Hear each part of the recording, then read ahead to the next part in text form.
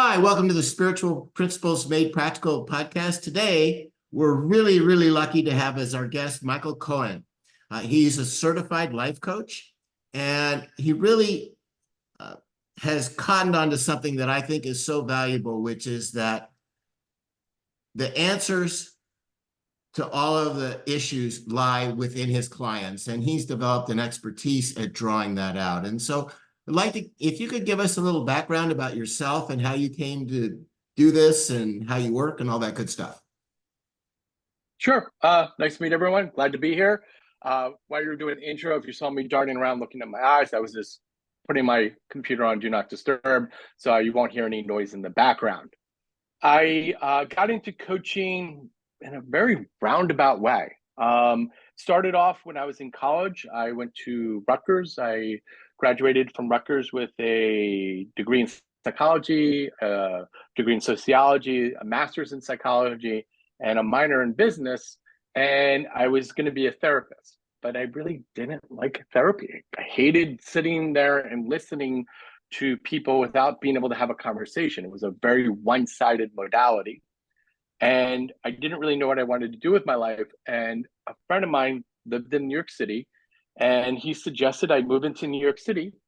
And I found myself after a couple of years working on Wall Street for various real estate investment trusts, doing real estate financing, sales, marketing. And at 32 years old, I was making about $250,000 a year. This was 15 years ago. And I, on paper, looked like I was living a great life, but I didn't really like the person looking back at me. I weighed about 280 pounds. I was a closet drug addict. Had prescriptions all over town, from Adderall to Vicodin to Percocets and I worked 100 hours a week, and every dollar I spent on things that I did not need, and having this sort of like toxic, lavish lifestyle. I had a friend who basically pulled me aside one day and said, like, we love you as a person, but this road that you're on is going to kill you one day and you need help. And I found myself going to a yoga studio to try to figure out what I wanted to do and what was wrong. And along the journey, I started getting into spirituality. I quit my corporate job. I was contemplating becoming a monk. I then became a yoga teacher. And while I was teaching yoga, I loved being a yoga teacher, but I couldn't make a living out of it. I just was struggling every month to pay my bills. And then I met my wife. And I then wanted to, have a house and be responsible and adult. And I figured out, and I was like, well, I have this master's in psychology. I have this background in yoga. What do I like about both? And what I liked about both was helping people be their best self. So that's when I decided to become a certified life coach. And I basically, from there, I started building my coaching business. Took about 5 years to get to a point where I was actually able to make a real living at it. And today I see between 40 and 50 clients, usually around 40 clients. And I make a good 5+ figures a year. So I make over 100,000 plus a year coaching people. And that's what I do for a living. Well, that's awesome. So one of the things that is, to me, the hardest part of this is, how do you draw the answers out of your clients, right? Because it's one thing, I mean, if you tell somebody something has, a little bit of impact, but if they discover it from themselves, right? I mean, people believe 100% of what they experience. So how do you go about drawing the innate wisdom out of people? Well, so this is one of the reasons why I like being a life coach versus a therapist. So when I'm coaching a client, I usually will get clients that will come to me for the traditional reasons. It's either like career, I want to advance my career, or goals, I want to like achieve all these goals, or some sort of combination of these external drives, right? Or they're at a dark night of the soul. They're at a crossroad where their relationship is falling apart, or they're in financial debt. And so it's either they're like, I want to get ahead, or my back is against the wall. And so I'll start off with the standard classic coaching, right? What do you want to do in the next year? What do you want your theme to be, right? Define your word. What goals do you want to achieve? Once I start to work on that, I begin to be able to break down the barriers, the walls, and really start to figure out what's going on. And usually it's not about setting goals and getting ahead or my back's against the wall and solve my life problems. It's other skills that we need to work on, like fear of failure, worry, or emotional intelligence, being able to understand your emotions and what are your core values and how you're meeting your core values that are causing these extreme behaviors. And so then instead of me sort of peeling back the layers, and I teach the clients skills for them to be able to solve their own problems. And that's what I really like about how coaching really helps people transform in that modality. So in my case, I mean, I'm always curious, right, about my case. And that is that I have this inspiration that seems to be larger than life. And I can't get rid of it. And so I've said, okay, I believe, and in my writings I believe that within us we have the ability to achieve whatever our heart's desires are and whatever our inspiration is. And I believe that we wouldn't have the inspiration if we didn't have the means to achieve it. So I keep, and I can't, haven't been able to shake this for decades, is I want to advance win thinking so it's the dominant thinking in the world. And based on the idea, on the concept that we're all one, right? What we do to anybody, we do to ourselves. And that if we lift anybody up, we lift everybody up. And all these things that, I believe, I've put into practice, I see are true. And it seems to me that it's a mystery to me why I don't have more traction in helping people identify and implement win-win solutions and change their thinking from zero-sum to win-win. Yeah, I think that's a lot of people's struggles in coaching, right? The concept of that you're trying to reach for is Purnamidam, Purnamidam, Purnao Dachate. Basically means that we are one, we're all one, we come from the source of one, although we are separate from the one, that one remains whole, right? Translated means that you're not this body, you're not this mind, you're something divine. You're something more than this physical drive. The challenge that most people have in this world in the 21st century, and I only really can speak for Americans because that's who I mostly work with, and I'm an American, right? So I don't know other people's struggles in other parts of the world, but my theory is it's probably more universal, all right? We, as humans, we have what is called social comparison theory. In order for us to understand the world around us, in order for us to fit into this world, we compare and contrast ourselves to others, right? How do you know you're doing a good job at work? Well, you look at other people and you see if you're getting praise and they're not getting praise. You see if you're getting promoted and they're not getting promoted. How do you know that you look good and you're physically fit? You look at yourself in the mirror and you compare yourself to others. That's the natural human condition of nature, right? It becomes toxic or harmful when it becomes this ongoing dialogue in our heads that we're unable to escape because we feel that we're either constantly being judged or we are judging ourselves because we have this perfectionist mindset. With that in mind, okay, we now have evolved into an online collective community where there are many benefits. You and I are having this wonderful conversation today where we're going to provide wisdom and provide impactful insight to people around the world. Amazing. But at the same time, we have what's called implicit social comparison theory, where we now create a halo around people where we see other individuals as the ideal version that we're supposed to be. And if we don't measure up to that, we are somehow failing. Okay? Bringing it back to your original statement. You want to be an individual who transforms other individuals. I want to be an individual that transforms other individuals. Where people in this industry struggle is we feel that if we're not on this huge stage impacting millions and millions of people, somehow we're failing because we're comparing ourselves to those individuals on these big stages instead of us focusing on the impact we have on our little stage, right? And so we don't recognize that if whoever we help, that's enough.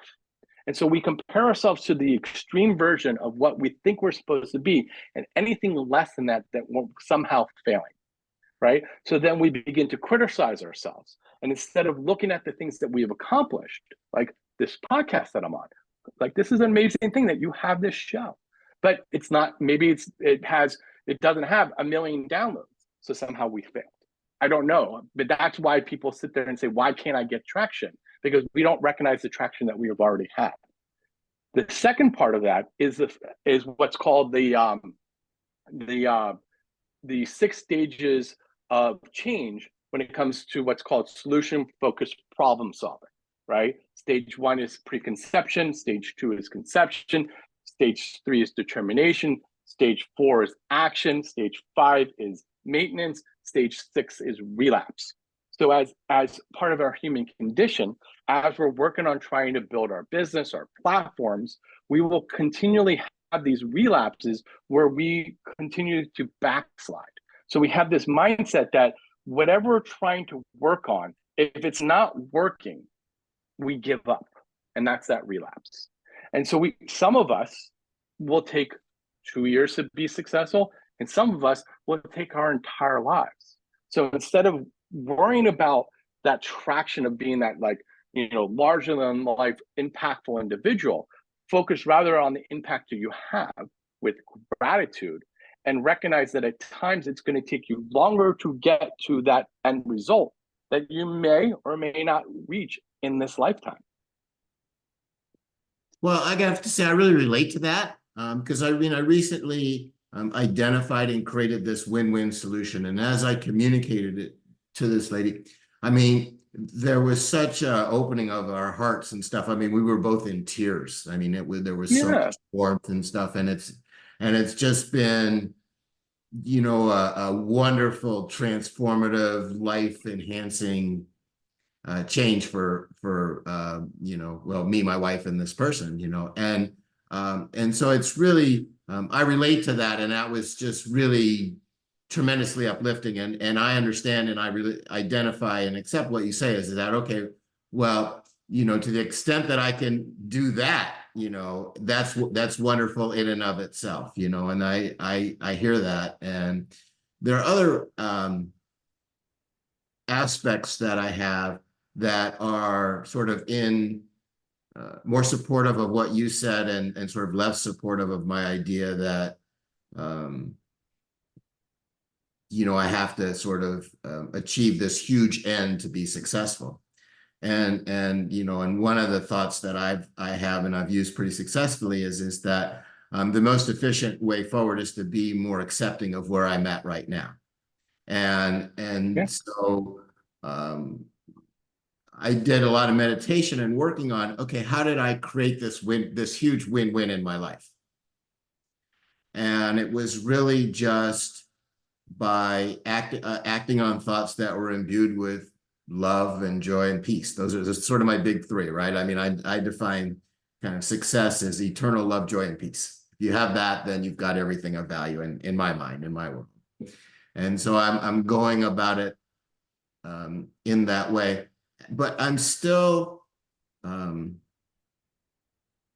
challenged to just be fine with that and accept that and not feel I need to push forward more, or I'm not sure that I have untapped potential, or not quite sure how to phrase that. Well, I think what you're talking about is normal, right? You can equate it to imposter syndrome possibly, or you can equate it to other, comparison theory. Whenever I'm having a conversation with a client who has something similar to this, where they're they're starting a business, the first thing I always ask the client is, define success. What is success for me, for you, me? And clients will, in that, like, initially always say the same thing 9 times out of 10. I want to be rich, right? That's what everybody says. Everyone's like, I want to be rich. I'm like, okay, well, what does rich mean to you, right? Is it having a big house, driving a Porsche or a Lamborghini? What does it mean for you to be rich? And clients will then say, well, I don't know. That's the first problem, right? You got to know what it means for you to be rich, right? For me, rich is not driving a fancy car. I'm not a car guy, right? Like, it doesn't really do anything for me. The only reason why I would buy an expensive car is if I was driving places to teach people how to be successful in life, and there were successful people who were judging the car I was driving, and it was a business expense. And I recognize that. Sometimes, I recognize that there are things that you have to buy in life professionally to portray a certain message, because people hear what they see, right? So like, if you're going to be on a stage with like 5,000 people or even 100 people, and they're all important people, you have to wear a good suit. If you're going to drive to a meeting where you're going to be telling people how great you are and how successful you are, you got to drive a good car, right? I get those things. But after that, what does success mean for you? That's where people struggle, because everybody thinks success for them is possessions or this idea of passive income. And passive income is a myth that network marketers sell people, and it's not real. I don't care who you are. If you're going to be successful in life and you're going to be having a business that provides income, the only passive income is for you to acquire a lot of money that earns interest, or you acquire a lot of real estate, that you have enough real estate that you can hire somebody to manage that real estate and still make a lot of money. Otherwise, whatever you create is going to take a lot of time and a lot of effort. And then you have to define your success. So for me, success is, I want to be able to work full-time from home. I want to be able to make a good living. Every quarter, I want to be able to do something fun, like go to a baseball game or a play or a concert. And I don't like sitting in the back row. I like sitting in the front row. So if I go to like a Yankees Red Sox game, I like either being along the first baseline or behind home plate. Those are expensive tickets. That's what defines me as success, are experiences. Every winter, I want to be able to go to somewhere place warm for a vacation between Christmas and New Year's. Every summer, I want to be able to travel somewhere fun in Europe. That's what defines success for me. Then how much money do I need to make in order to live that life? Doesn't require much. That's all that matters. When you define your success, you know what it means for you. Then you stop worrying about how big of a stage or how much money you have. Then you worry about what's more, what you value instead. And then you set up your life in a way to earn a living that supports those values. Makes sense. Makes sense. I mean, for me, I mean, I just want to be happy, I mean, that's all. I don't care. I don't care what form it takes, I don't care. Yeah. I mean, if I've got that, I've got everything, right? I mean, love, joy, and peace, right? I mean, if I'm happy, then that's that, And One of my dear friends, they're two really good friends of mine who I love to death, were very successful yoga teachers. Like they're somewhat, if you're in the yoga community, they're kind of famous, right? They spend half their life in Costa Rica teaching yoga on the beach on the Pacific coast in a rainforest. They spend half their life in the summertime living in a travel trailer teaching yoga around the country. That's success for them. right. No, They don't make a lot of money, but they make enough money that they can save for retirement. They make enough money to pay their bills. They make enough money to acquire some wealth.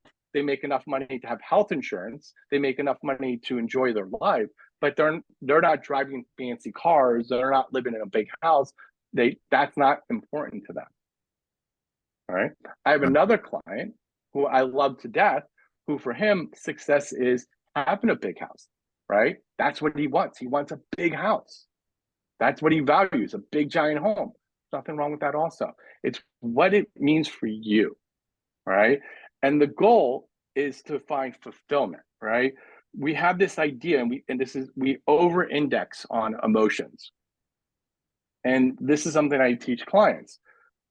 every emotion that we experience is neither positive or negative, right? If we look at emotions, we can look at positive emotions, reinforce behavior and allow us rewards, and negative emotions keep us alive and motivate us to make good decisions, right? Stress is a tool. Fear is a tool. So the goal is not to experience an emotion, because those emotions are the things that provide us with data on how we're living our life. So then the goal isn't either happiness or sadness. The goal is fulfillment. And all fulfillment is when you wake up in the morning and when you go to bed at night, do you feel good with your life, right?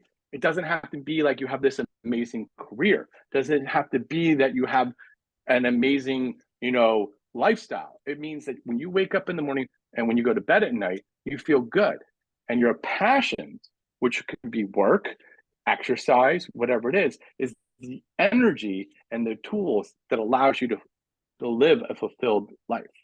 That's what the goal is, right? That's what it's all about. For me, my purpose is to be a good husband. My purpose is to be a good friend. And I'm fortunate that my purpose is to help others because I love doing it. My passion right now is life coaching, but my passion is also trying to build out a group coaching platform next. Those are the tools that are going to give me the ability to find that fulfillment. When you say group coaching, what do you mean by that exactly? I've gotten to the point for me. So like with I love being a life coach. With one-to-one coaching, I love it. And my vision, and one of the things that came out of the pandemic for me was the ability to build a online coaching platform. Prior to the pandemic, when I was trying to do life coaching online, most people were like, what's a Zoom? Like it was like this barrier for so many people. And now everyone's like, yeah, dude, online coaching is fantastic for me. I love it. I can do it at work. I can do it at home. Some clients do it while they're walking. Some clients do it while, do it when they're like, doing chores. As long as they're not driving, I'll coach you, right? But I've gotten to the place where there's only X dollars I can make, right? I see X clients a month. I charge between $100 and $150 an hour. That's the norm online, like internet online coaching. The average is like, 100, 150, right? You go to BetterHelp or you go to other online coaching platforms, they charge between 100, 150. So that's the market norm, right? So you can only make X dollars a month. So if you work really hard, you might make like $12,000 a month. That's a good living. Nothing wrong with that, right? But if I'm not coaching you, I'm not earning a living. So what I want to do next is I want to create courses that I can sell online that I can add additional income, right? That's the next step in my business. And then when that gets up and running, where I have that steady, the final step is for me to do public speaking, but I want to do it on my terms. I don't want to do it on the terms of everybody else. And I can explain what I mean by that if you want. Yeah, I know. I'd love to hear that. So I have plenty of friends that are public speakers. Most of them, it's the pits, right? They travel all over the country. They fly coach all over the country all week long. They stay in crappy hotels that they basically land in X place. They go to X hotel. They do their public speaking. They stay in a crappy hotel. They wake up the next day, eat crappy food, get back on the crappy airplane, and that's what they do all week. I have no desire for that. I want to build a coaching business where I build enough of a platform after my courses where I am flying first class, staying in a luxury hotel to do public speaking. Otherwise, I don't want to do it. You have a friend who's a public speaker, and he has this very detailed contract that spells out all the things that you talked about, and as well as the equipment he's going to need and everything else. And he's like, you know what, if I'm doing it this way, So I know at least one guy that does it that way. Yeah, most motivational speakers do not live a luxury life. It's grueling, it's crappy, it's shitty planes, shitty hotels, and a lot of them have to pay for their travel and lodging. Most people don't, Very few are like put up in a hotel and get paid lots of money. So I have a maybe slightly changing the subject question, and that is that I feel like example is the most powerful form of leadership, and for me, I oftentimes in a lot of the podcasts that I do, I talk about the growth that I'm experiencing at the time to try to be an example that inspires other people to do something similar. And so my question is, where are you with that idea of like that we're at the same time we're whole and complete as we are, and also we're still at the same time growing and developing and accepting more fully sort of the inherent magnificence that each human being is. Does that make any So I sense? approach it, and it does. I approach it from the aspect of understanding the difference between self-esteem and self-confidence, right? Self-confidence is situational specific, right? It's how comfortable you feel to succeed at a particular task, right? You can have all the confidence in the world to play the guitar, but you can have zero confidence to cook a good meal for your girlfriend or boyfriend, right? That's self-confidence. Self-esteem is your general impression of who you are as an individual, right? How we build self-esteem is instead of looking at our life as these are the things I like about my life and these are the things I hate about my life. We look at our lives in a different way. We look at our life as these are the strengths I have in my life. This is my list of the things I like, right? Maybe I like my hair, my eyes, my personality. I like my ability, these skills I have in life. We look at all our strengths. Then we look at our imperfections, not as weaknesses or things that we don't like, but rather as imperfections, and accept those imperfections for what they are, as opportunities for growth. And that we look at those imperfections not as problems, but ask the question, what can I do to grow from here to become a better version of who I already am in life? And that's how I approach leading by example, by saying that we all, including myself, whenever I'm a coach and a client, I'm always like, I'm not sitting here saying I ain't perfect, because I ain't perfect. I have issues just like you. But the difference between me and you, client, is I recognize my imperfection. I accept my imperfections. But the other thing I don't do is say, this is who I am, love me or hate me, right? That's not what self-esteem is I look at my imperfection and say, where can I grow from here? What is the skills I can learn? What can I do so I become better? Because our strengths aren't going to evolve us, right? Because if all we had is strengths and we had no imperfections, then we would never change. It's only when we accept our imperfections, look at them as growth, is then we have the ability to change. And that change is what makes us a better person. That ability to go through the fire, to push through those difficult moments where we have those moments where we look in the mirror and we say, I don't like this about my life. And what can I do to improve upon it? That's why I lead by example. Yeah, I mean, for me, a lot of I'll say, causal things that have made a huge difference in my life have been just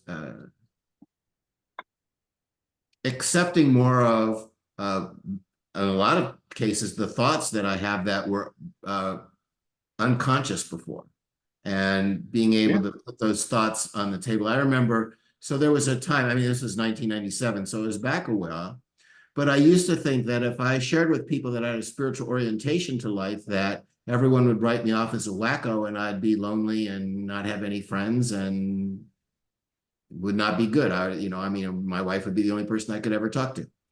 And I got to a point where that became, I was so disconnected because I wasn't willing to share my point of view and where I was at. That it just became more painful than I could bear. And so I started sharing my spiritual perspectives on my life and what I was doing and everything. And much to my amazement, the exact opposite happened. I started making tremendous friends. I started connecting deeply with people. But for so many years, I had this incorrect thought that that would not happen, right? That the opposite would happen. And in fact, I was creating what I feared by holding back. And so, so part of my challenge, and I think the challenge of a lot of people is, uh, you know, what would I do to identify, sort of denied thoughts like that would completely change my life if I was able to understand them as a thought that I'm having, as opposed to an assumption that I've just been going along with. Well, I think you can break it down and you can approach what you said in a couple of different ways. I think you can start with understanding it, and I can use the Sanskrit word for it to start with, is a samskar, right? Translates as mental impression, right? We as individuals are not conscious beings. We're habit beings, right? We live our lives through habits, right? We don't have instinct like other animals on the planet. Our animal's instinct is based in habit. So everything that we do is done, for the most part, on a subconscious level, right? Every year, it seems, or every 5 years, they keep raising the number. So this might not be accurate today, tomorrow, right? But right now, they say on average, we have between 70 and 90,000 thoughts a day. Most of those thoughts are on a subconscious level, right? We don't pay attention on our commute to work. When we wake up in the morning, we go through a routine to get ready for work, and we think about other things as we're getting ready. Those are all subconscious habits. We also have those negative habits as mental impressions on ourselves, where you experienced a spiritual awakening in the 1990s when most of Americans identified themselves as religious rather than spiritual, right? And so if you were in a community that had much more of a religious community, if you said you were spiritual and not religious in the 90s, you were looked upon as a kook, weird, right? Today, more 60% of Americans consider themselves spiritual, non-religious, right? So it would be considered more of a norm thing today. When we form these mental impressions, a lot of times when we experience a negative experience, right? Someone makes a negative thought or a comment, or they reinforce a negative belief. So your mental impression was, I share my spirituality with everybody. Everybody looks at me like I'm a weirdo in my community, and I begin to feel isolated, right? Once that mental impression is formed, that mental impression is formed for life, right? It's ingrained into us. It's wired into our synaptic brain patterns, which is why growth is so hard. Because in order to grow, we have to change the synaptic pathway and rewire or change the thought pattern based on that mental impression that has been formed that we're going to live with for the rest of our lives. So then we have to practice working through that mental impression. Problem is, though, continuing on with this idea of the 70 to 90,000 thoughts, most of our thoughts that we cling to are based in negative bias because they're based in our survival mechanism, right? Fight or flight, right? Is this going to harm me or this is going to hurt me? So then we cling to those negative thoughts that you experience that create those mental impressions that spirituality is weird and you're weird for thinking spirituality, right? So then how do we overcome that?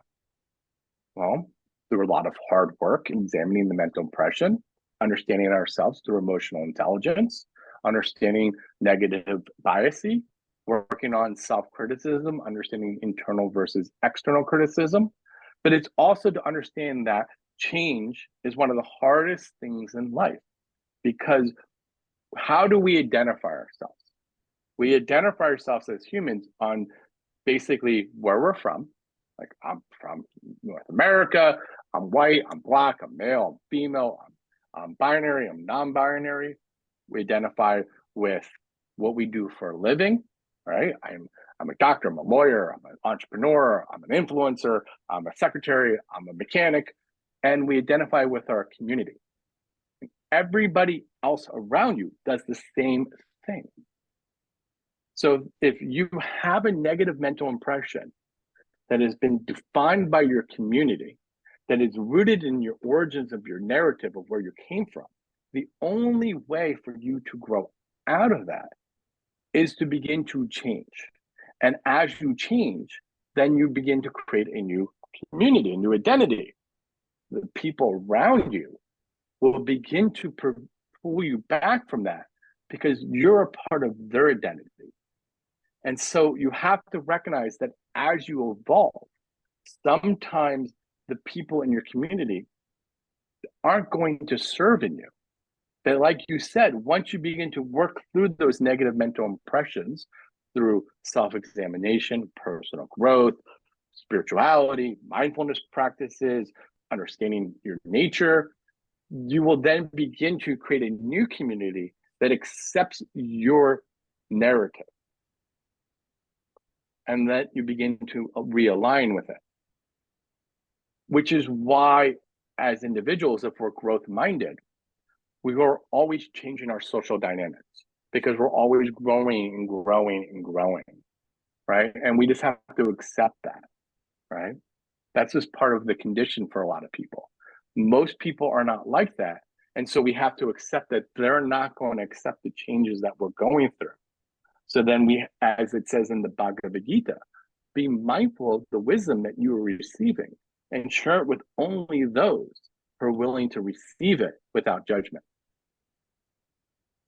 Yeah, that's something that, I've spent a lot of time on, and what I've observed in myself and other people is sort of like, how to determine who to share what with when, right? And Always.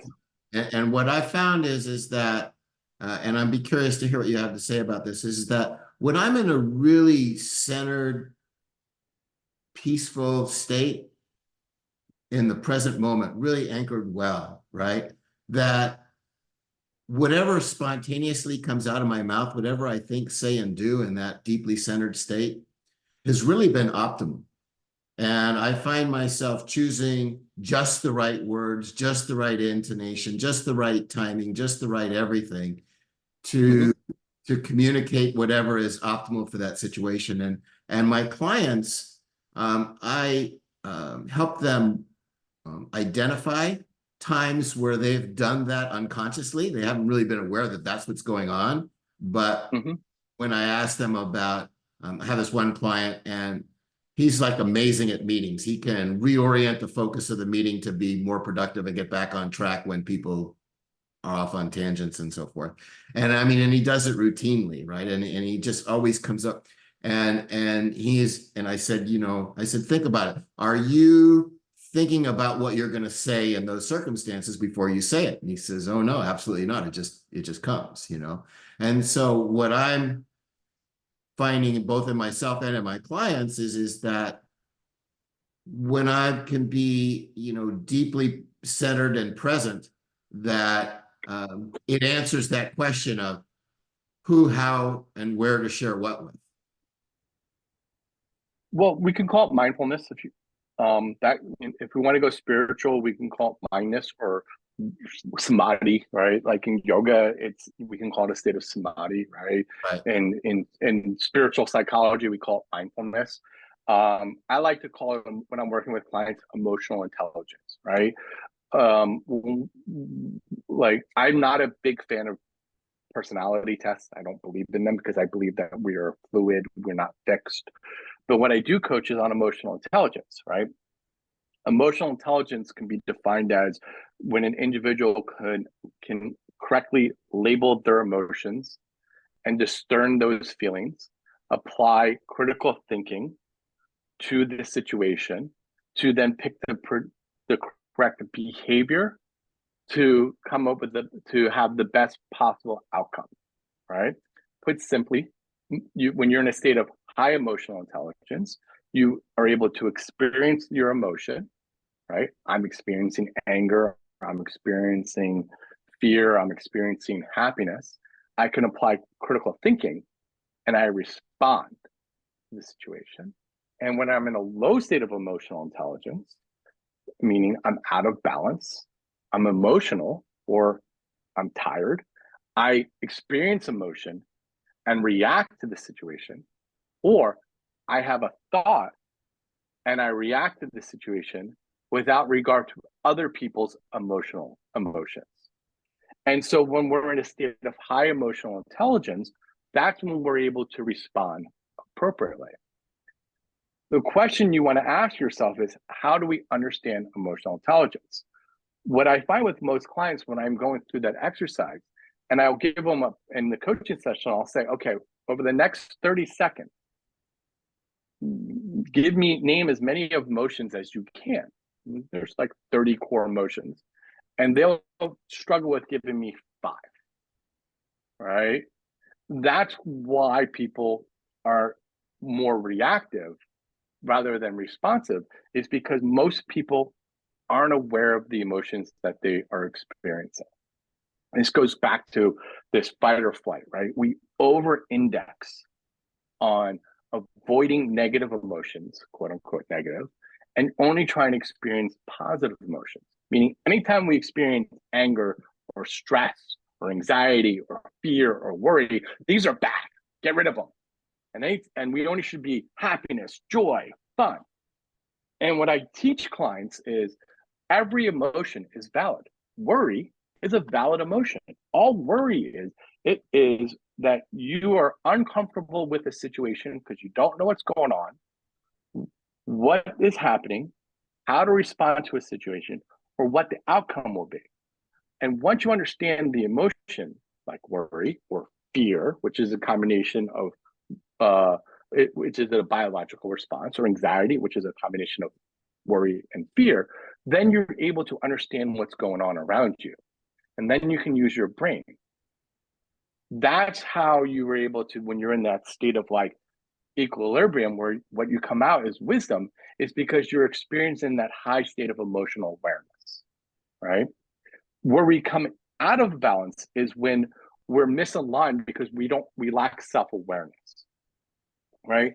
Self-awareness is where we have a general impression of who we are as individuals. And we also have a clear understanding of how others see us. And that self-awareness is defined by our core values. And we all have core values, right? Right. My core values are mindfulness. My core value is positive masculinity. My core value is confidence. My core value is spirituality. My core value is kindness, right? And every one of these core values has both a positive way to fulfill and a negative way to fulfill. And we become out of balance, where we become reactive, when we are fulfilling our core values in a way that is negative, rather than fulfilling our core values in a way that is positive, right? That's how, when we're in those experiences where we have that insight, is when we're in alignment with our core value, we understand our emotions, and then we can respond through self-regulation, so that when we are experiencing an emotion that's out of alignment, that we can recorrect our behavior in a way that is positive and helpful. Yeah, I understand about negative emotions, but I still don't like them. They're a tool. That's the challenge that I try to teach every client. Negative emotions are a tool. One of the big things I struggle with clients, my younger clients, is they don't like the ideas of stress and hard work sometimes. And that's part of life. Like, stress is not a bad thing if it's in moderation. If you have a deadline at work, or it should be stressful. If you want to accomplish something big in life, it should require a certain amount of stress, because otherwise you're not working hard enough. It's just if you are constantly in a state of stress where you cannot enjoy any pleasure in life, that's when it becomes toxic. Well, I've tried to be efficient and learn the things I need to learn and grow in the way I need to grow willingly, so that it's not sort of forced on me by outer circumstances. And one of the things that experiences I've had repeatedly through my life is that when I'm growing spiritually, and my definition of spirituality is a greater acceptance and alignment with that which is true. And that's my own personal definition that I live by. And so when I have like new insights and I understand more, and I, have,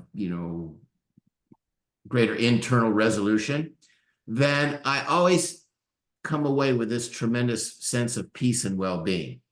And when I have anxiety and stuff, it's like, okay, well, is there something that I can do that will, create that alignment? Whether it's, maybe I need to, address a situation that's uncomfortable for me. All right.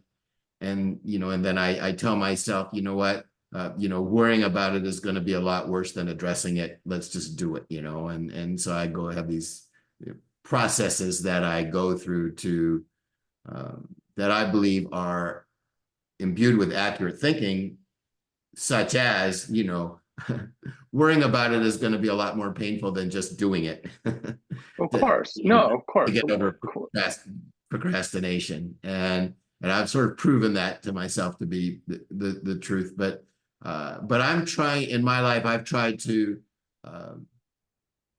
I believe that I'm going to learn one way or another. And I've chosen, as much as I can, to be a willing learner, to embrace the growth that I need to achieve willingly, so that it's not forced on me. So I feel like when I look around and I see people, I have a friend and he got so angry at one point that he just couldn't function, and he ended up losing his business and becoming homeless and all this other stuff. And learning from his experience, I vowed that, whenever I got mail I didn't want to open, I was going to open it and look at it anyway, because,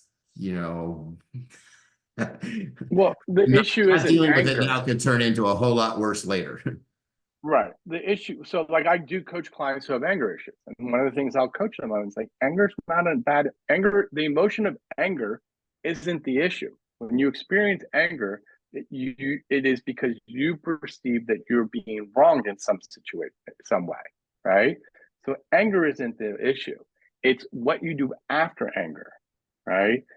And a lot of times people think a lot of people experience anger and they allow anger to take over is because they're experiencing other emotions alongside anger, and it gives them a sense of control, right? When I'm coaching clients and I'll have a client who's like struggling in their relationship, one of the things that they'll get shocked at when I say to them, I say, because they think that fighting is a bad thing. I'm like, there's nothing wrong with getting into a fight with your partner, right? If you've been together, you're going to have conflict, you're going to have disagreement. It's only helpful if it provides a solution that makes the relationship better and or resolves an issue. Conflict and anger are a problem if you experience the conflict without resolving the problem, or you experience anger and not address the issue. So you keep repeating the same anger over and over again. And anger is harmful if you experience anger and you allow it to take over, and it damages your reputation or your relationships, right? This goes back to the goal in life of spirituality is to be able to see a piece of gold and a piece of dirt as the same, right? Like the goal in life is to be able to see Purusha in all things Prakriti, right? And that's where we become enlightened. It's like we can look at whatever we're experiencing and not say, "Oh my God, this is what I should avoid." It's like, well, why am I experiencing it? What does this mean? And then what can I learn from it, right? And there's times in life where anger is a reasonable response and conflict is reasonable, right? Because you are a sacred being and you come first in this world without causing harm for others. And then without recognizing that and defending yourself, then how can you help others and live a good life, right? That's the essence of what it means to be spiritual, right? And when we finally come to that place, and I'm not sitting there and saying I see dirt and gold as the same. I don't. But when we can get there and we can see both the light and the dark as the same, then we become true spiritually enlightened beings. Well, lots of work between now and there. Lifelong pursuit. This is the thing that I hate about our industry. And I tell this to clients all the time. I am by no means living up on the soapbox. I struggle with habits and routines just like everybody else. Yeah, ideally I wake up and I exercise, I meditate, I journal. I don't do it every day. I try. That's the point, is to try. Right? The goal isn't to be perfect because perfection is unattainable, right? The goal is to be great by pursuing excellence. And greatness is a gradation, neither black or white. It's a degree.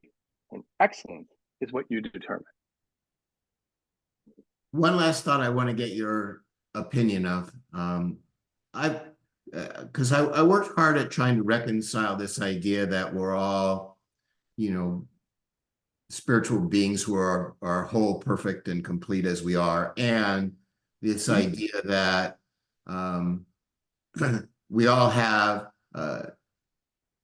attributes and talents that are a unique combination to us, and that it's important for us to use those talents and attributes for our benefit and the benefit of other people. And I was working on trying to reconcile those 2 points of view. And what I came up with was, and I'd like your opinion on this, is that our unique road to enlightenment from the sort of the state of consciousness that we are to a state of consciousness of enlightenment, we travel that road by using that unique combination of talents and abilities that we have in a way that lifts us and other people up. And the way I like to say it is that we all may have like all of the abilities, but I'm never going to play the piano like Mozart, right? And I'm never going to play basketball like Michael Jordan did. Okay. But nobody's ever going to do Scott like I can. And so, I feel like that by the more that I travel the road that I'm inspired to travel, not only does it lift me up, it lifts other people up, but that's the most efficient way I can approach moving in the direction of greater enlightenment. Okay, cool. I like it. And so, it's kind of, that's how I try to reconcile those two of like the fact that we all have unique talents and ability, a unique combination of talents and abilities, and we're all whole and complete and possess everything that's of value all the time, always has been, always will be, could never be otherwise. And so it's just, and that's sort of my become my model of how to live life, so to speak, is to, for me, I have this ability is I can meditate and I can articulate universal wisdom real well. I've written 13 books. I talked to a friend of mine and about this, like, I just had this insight, and he says, oh, have you been reading the Torah? It talks about that in this, part of it and stuff. And I said, well, no, I just been meditating and stuff. And so, I have this. And so for me, I'm saying, okay, well, if that's the case, if the proper thing for me to do is to travel this road that uses my talents to help myself and others, then that's the right action for me, and hopefully by my thing is that hopefully by articulating my story that it will resonate enough with other people that sort of the essence of following one story will become more accessible. My story is my story, your story is your story, but the essence of following one story is sort of a unique, is sort of a vibration, an essence all in and of itself. And so that's kind of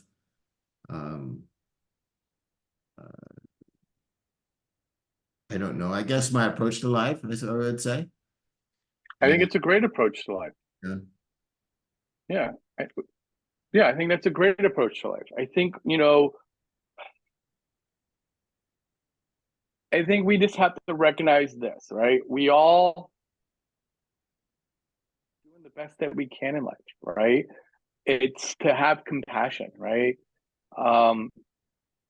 It's to take a moment to look at, all people and all beings everywhere, and look at that as like understanding that everybody is going through life and has their own set of motivation, their own set of struggles in life, and to recognize that we all are just individuals living a material life, looking for spirituality, with the goal of finding spirituality and living a material life. How we do that is different than everybody else. I think what you're leaning towards is, how do I justify a life where I'm trying to lead by being good and helping others, wherein I see other individuals who are very selfish centered individuals who have what it looks like in life to have all the financial successes and are terrible individuals. And I just focus on me. And I just try to focus on living my best life, and I don't worry about anybody else.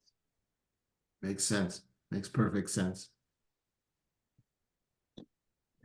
Well, that's how I do it. Yeah, I mean, it makes perfect sense. It makes perfect sense. And I mean, and at times, I do have the thought that, all I really need to do is work on myself, and the rest of it will all take care of itself, And so but I flicker around between different perspectives. It's a lifelong pursuit. That's how it, that's how it is. It's a lifelong pursuit that we are constantly are working on. Yeah. Does that make sense? Yeah, and it makes perfect sense because that's what I've been doing. Yeah. I have to get ready for my 4:30 coaching call. So we're good. Yeah. So just thanks for the great conversation. Any last things you want to share, or anything that you'd like to? No, I think I gave it all, right? If anybody wants to find me, they can go to my website, elevatelifeproject.com. And otherwise, just wake up every day, do your best, and never give up. It will somehow work out, because it always does. Sounds great. Well, listen, thank you for spending the time, and appreciate all that you had to share. It was really great. Thank you. Pleasure. Bye.